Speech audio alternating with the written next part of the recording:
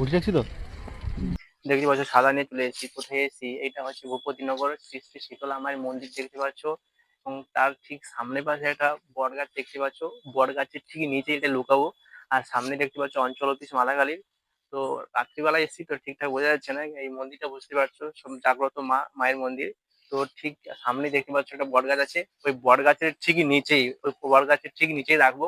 কিভাবে রাখছি একটু দেখে নাও, দেখাচ্ছি ভিডিওর মাধ্যমে। বট গাছের ঠিক নিচেই রাখবো।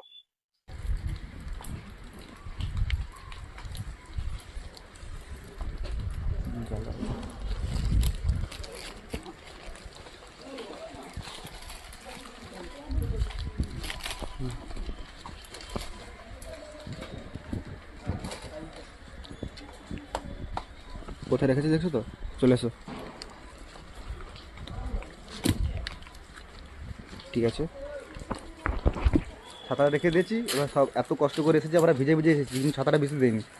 তো সবাই লাইক শেয়ার তো অবশ্যই করবে।